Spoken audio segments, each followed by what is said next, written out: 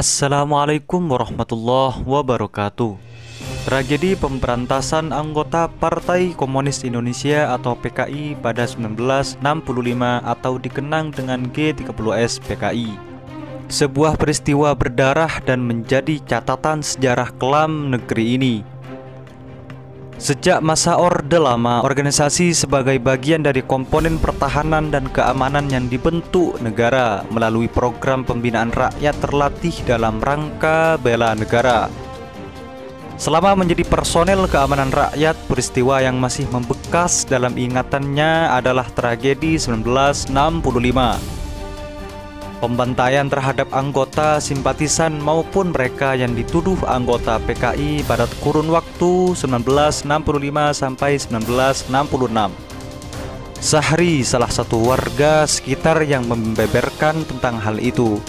Sahri masih berusia sekitar 20 tahunan saat peristiwa berdarah itu terjadi. Ia dan para pemuda desa lainnya ditarik masuk sebagai anggota pertahanan rakyat Hanra kala itu. Mau tidak mau turut terlibat dalam pengganyangan besar-besaran terhadap para tertuduh PKI. Pilihan saat itu ya harus ikut, kalau tidak mau bisa-bisa saya sendiri yang dituduh PKI, ujarnya. Sebagai anggota Hansip dipersenjatai militer dengan penugasan.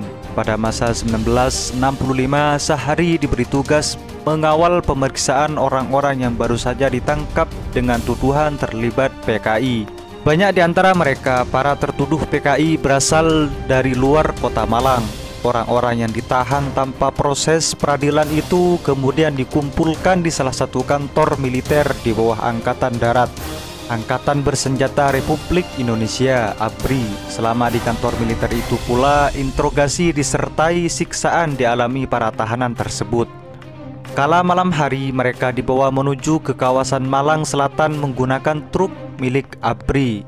Ada yang masih dalam kondisi hidup dengan mata tertutup dan tangan terikat. Tidak sedikit pula yang sudah tidak bernyawa. Tidak sekali atau dua kali truk mengangkut orang yang dituduh terlibat PKI menuju selatan Malang. Tugas Sahri di malam itu hanya menjaga truk di titik pemberhentian, sementara para penumpangnya digiring masuk ke dalam hutan, tidak terlibat mengeksekusi para tahanan itu. Sekali jalan bisa sampai 20 orang yang diangkut truk. Tugas saya hanya mengawal, ucapnya. Dari informasi yang ia dapat, tidak ada satupun lubang kubur disiapkan di tengah hutan tersebut. Seluruh korban yang dieksekusi, mayatnya dilempar begitu saja ke dalam jurang di dalam hutan. Selain di kawasan Malang Selatan, pembantaian itu juga terjadi di Lawang, Singosari, Tumpang, dan diduga masih ada lokasi lainnya yang belum terungkap. Diperkirakan ratusan sampai ribuan orang ditangkap dan dibunuh di Malang selama tahun 1965 sampai 1966. Dalam dokumen rahasia catatan Kedutaan Besar Amerika untuk Indonesia sejak 1964 hingga 1968 itu menggambarkan ketegangan antara faksi militer dan PKI.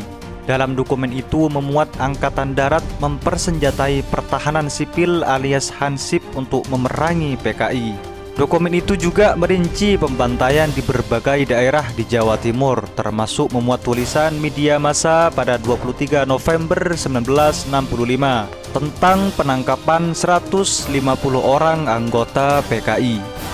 Yosep Tugio Taher dalam buku Menggorek Abu Sejarah Hitam Indonesia 2010 menyebutkan laporan misionaris Katolik di Kediri korban 30.000 orang tewas dibantai pada November 1965.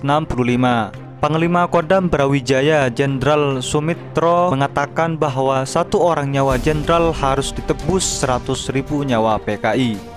Pernyataan ini menggiringi pembantaian massal di berbagai wilayah di Indonesia. Dia pula yang memimpin penangkapan, pembantaian, dan membuat mayat ke dalam lubang yang digali korban sendiri. Diperkirakan 250.000 korban mati atau hilang di Jawa Timur.